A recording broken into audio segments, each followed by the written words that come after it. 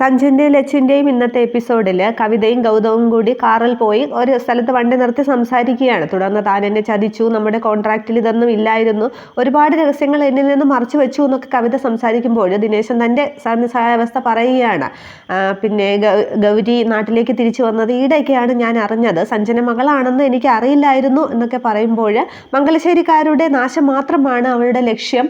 പിന്നെ മംഗലശ്ശേരിയുടെ ശത്രുവുമായി ഒന്നിച്ചു പോവുകയാണ് നിനക്കിപ്പോൾ വേണ്ടത്, ഒരു സന്ധി സംഭാഷണമാണ് വേണ്ടത്, ഇപ്പോഴുണ്ടായ അപമാനം അത് കൂട്ടണ്ട, നമുക്ക് ഒരുമിച്ച് പോകാം എന്നൊക്കെ പറയുമ്പോൾ അവളൊരു വലിയൊരു ബിസിനസ് സാമ്രാജ്യത്തിൻ്റെ ഉടമയാണ്, എനിക്ക് വേണമെങ്കിൽ അവളുടെ കൂടെ കൂറുമാറിയാൽ പോരെ, പക്ഷെ നിന്നോടൊപ്പം നിൽക്കുന്നത് നിന്നോടുള്ള ഇഷ്ടവും വിശ്വാസവും ഒക്കെ കൊണ്ട് തന്നെയാണ്, മംഗലശ്ശേരിക്കാരുടെ ജീവനാണ് അവൾക്ക് വേണ്ടത്, ആരുടെയും സ്വത്തോ ഒന്നും അവൾക്ക് വേണ്ട എന്നൊക്കെ പറയുമ്പോൾ ഇനി നിനക്ക് തീരുമാനിക്കാം എന്ത് വേണമെന്ന് ചോദിക്കുമ്പോൾ സ്വാതിയെ ആക്രമിച്ചത് ഗൗരിയാണോ ചോദിക്കുന്നുണ്ട്. അന്നേരം അതെനിക്കറിയില്ല, അതേപ്പറ്റി ഞാൻ അവളോട് ചോദിച്ചിട്ടുമില്ല, അങ്ങനെ ഒരു ചോദ്യം എൻ്റെ മനസ്സിൽ നിലനിൽക്കുന്നുണ്ട്. ഗൗരി ഇവിടെ അറിയപ്പെടുന്നത് ദക്ഷ എന്ന പേരിലാണ്, പക്ഷെ അമ്മുവിനും ദിനേശനും ദക്ഷയെ അറിയാം. മാണിക്യമംഗലത്തെ വിളക്ക് എത്തിക്കാനായിട്ട് ചെന്നപ്പോൾ അവർ തമ്മിലൊന്ന് ഉടക്കിയതാണ്, പക്ഷെ അമ്മുവിനെ എന്തുകൊണ്ടാണ് ഗൗരി ജീവനോട് വച്ചേക്കുന്നതെന്ന് എനിക്ക് അറിയില്ല, അതൊക്കെ ഇനി കണ്ടുപിടിക്കണം, ഇനി നീ തീരുമാനിക്കുക എന്ന് പറയുമ്പോൾ പിന്നെ കവിത ഒരുവിധം മയപ്പെടുകയാണ്. ഗൗതം വണ്ടി എടുക്ക് എന്ന് പറഞ്ഞ് കവിത പറയുന്നുണ്ട്. തുടർന്ന് ഗൗരിയുമായിട്ട് ഒരു സന്ധി സംഭാഷണത്തിനും നയത്തിലും പോകാൻ തന്നെയാണ് കവിതയുടെ തീരുമാനം. ഇതേസമയം റൂമിൽ ആകെ വിഷമിച്ചിരിക്കുകയാണ് സ്വാതിയുടെ അടുത്തേക്ക് സഞ്ജു വരുന്നുണ്ട്. എന്തിനാ കാണണമെന്ന് പറഞ്ഞതെന്ന് ചോദിക്കുന്നിട്ട് ബെല്ലിലേക്ക് കയറ്റി ഇരുത്താനാണോ എന്ന് ചോദിക്കുന്നുണ്ട്. അന്നേരം അല്ല, അമ്മ എവിടെയും ചോദിക്കുന്നുണ്ട്. അന്നേരം എനിക്കറിയില്ല, അവൾ നിൻ്റെ കൂടെ ഉണ്ടാകുമെന്നാണ് ഞാൻ കരുതിയതെന്ന് സഞ്ജു പറയുന്നുണ്ട്. അന്നേരം സ്വാതി തിരിച്ചു പറയുകയാണ്, നിങ്ങൾ ഒരുമിച്ചുണ്ടാകുമെന്നാണ് ഞാൻ കരുതിയതെന്ന്. പക്ഷേ ഒരു ഗൗരവഭാവത്തിലും ദേഷ്യത്തിലും തന്നെയാണ് സ്വാതി. ഇതേസമയം എന്താ ചേച്ചി എന്നും പറഞ്ഞ് അമ്മുവും വരുന്നുണ്ട്. അന്നേരം നീ പോയി ആ ഡോർ ലോക്ക് ചെയ്യുക എന്ന് പറയുമ്പോൾ അമ്മു ഇങ്ങനെ സഞ്ജുവിനെ നോക്കുകയാണ്. സഞ്ജു ഇങ്ങനെ അന്തം വിട്ടിരിക്കുമ്പോൾ പറഞ്ഞതനുസരിക്കുക, അങ്ങോട്ട് പോയി ലോക്ക് ചെയ്യുമെന്ന് പറയുമ്പോൾ അതൊരനുസരണയോടുകൂടി പിന്നെ അമ്മു പോയി ഡോറ് ലോക്ക് ചെയ്യുകയാണ്. തുടർന്ന് സ്വാതി സംസാരിച്ചു തുടങ്ങിയാണ്. എന്നെ അങ്ങ് വിഡ്ഢിയാക്കാമെന്ന് നിങ്ങൾ കരുതിയോ, എല്ലാ കാലത്തും എന്നിൽ നിന്നും സത്യങ്ങളൊക്കെ മറച്ചു വയ്ക്കാമെന്ന് നിങ്ങൾ കരുതിയോ, എല്ലാ കാര്യവും ഞാൻ അറിഞ്ഞു കഴിഞ്ഞു എന്നിങ്ങനെ പറയുമ്പോൾ സഞ്ജു അങ്ങ് അന്തം വിട്ട് നിൽക്കുകയാണ്. ആ ദിവസം വന്നെത്തി കഴിഞ്ഞു, സ്വാതി എല്ലാം അറിഞ്ഞു കഴിഞ്ഞു എന്ന് പറഞ്ഞ് സഞ്ജു ഇങ്ങനെ നിൽക്കുകയാണ്. അന്നേരം ചേച്ചി എല്ലാം അറിഞ്ഞു എന്നുള്ള രീതിയിൽ ലക്ഷ്മി അങ്ങ് പൊട്ടിക്കരയുകയാണ്. ചേച്ചി എന്ന് വിളിച്ച് എന്നെ പിന്നാലെ നടക്കുമ്പോൾ ഇങ്ങനെ ഒരു ഉദ്ദേശം നിന്റെ മനസ്സിലുണ്ടായിരുന്നു എന്ന് ഞാൻ ഒരിക്കലും കരുതിയില്ല അമ്മു എന്നൊക്കെ പറയുമ്പോൾ സ്വാതി അങ്ങ് കരയുകയാണ്, അമ്മുവും കരയുന്നുണ്ട്. ആകെ അന്തം വിട്ട് നിൽക്കുകയാണ് സഞ്ജുവും.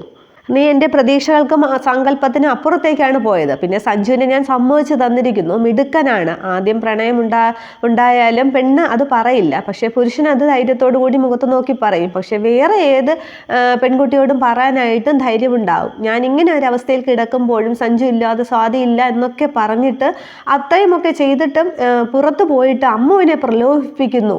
അത് എങ്ങനെ സഞ്ജുവിന് സാധിച്ചു എന്നൊക്കെ ചോദിക്കുമ്പോൾ സഞ്ജു പിന്നെ അമ്മു ഇങ്ങനെ നോക്കുകയാണ്. അന്നേരം സഞ്ജുവിന് മനസ്സിലാവുന്നുണ്ട് അത് അറിഞ്ഞില്ല എന്ന്. തുടർന്ന് സച്ചിയെ വേണ്ടാത്തവള് സഞ്ജുവിൻ്റെ വലയിൽ വീണു, അതെങ്ങനെ സാധിച്ചു എന്നൊക്കെ ചോദിക്കുമ്പോൾ സഞ്ജുവിന് മനസ്സിലാകുന്നുണ്ട് വേറെ എന്തോ ആണ് സ്വാതി ഉദ്ദേശിക്കുന്നത്. താലി കെട്ടിയ കാര്യം, അമ്മുവിൻ്റെ അടുത്തിൽ താലി കെട്ടിയത് സഞ്ജു ആണെന്ന് സ്വാതി മനസ്സിലാക്കിയില്ല എന്ന് സഞ്ജുവിന് മനസ്സിലാകുന്നുണ്ട്. അന്നേരം സ്വാതി നീ എന്തൊക്കെയാണ് പറയുന്നതെന്ന് സഞ്ജു ചോദിക്കുകയാണ്.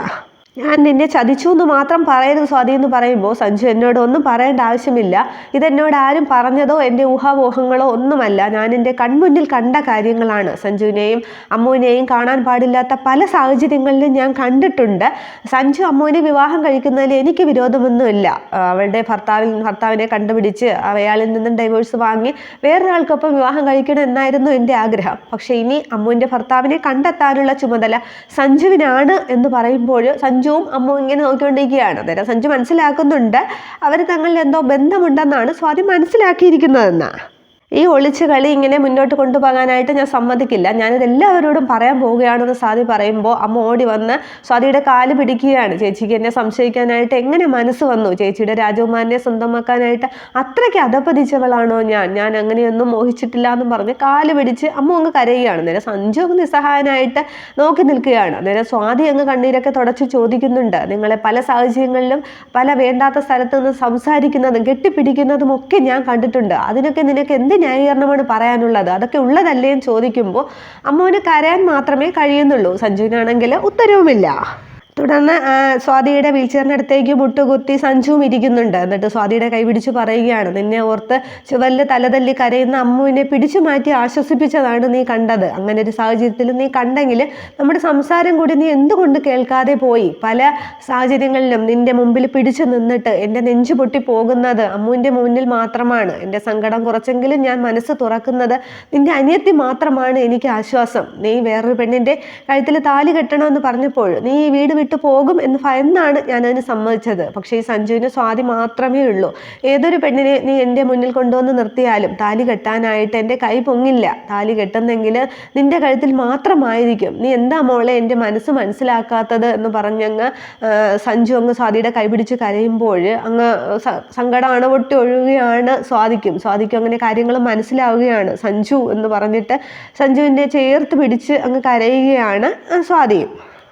തുടർന്ന് അമ്മുവിൻ്റെയും കവിളിലേക്ക് പിടിച്ചിട്ട്, മോളെ എന്നോട് ക്ഷമിക്കരുതാത്തതൊക്കെ ചേച്ചി പറഞ്ഞു പോയി എന്ന് പറയുമ്പോൾ അത് ഇപ്പോഴെങ്കിലും ചേച്ചിക്ക് ഇത് എന്നോട് പറയാനുള്ള മനസ്സുണ്ടായല്ലോ. ചേച്ചിക്ക് അദ്ദേഹത്തോട് അത്രയും സ്നേഹമുള്ളത് കൊണ്ടാണ് അങ്ങനെയൊക്കെ തോന്നിയതെന്ന് പറയുമ്പോൾ സഞ്ജുവിനെയും അമ്മുവിനെയും ചേർത്ത് പിടിക്കുകയാണ് സ്വാതി. എന്നിട്ട് അമ്മു എഴുന്നേറ്റ് പറയുന്നുണ്ട്, ഇനി സങ്കടവും പരിഭവവും ഒക്കെ നിങ്ങൾ തമ്മിലായിക്കോ എന്ന് പറഞ്ഞിട്ട് കണ്ണീരൊക്കെ തുടച്ചിട്ട് ചിരിയൊക്കെ വരുത്തി അങ്ങ് മുറി വിട്ട് അമ്മ പോകുന്നുണ്ട്.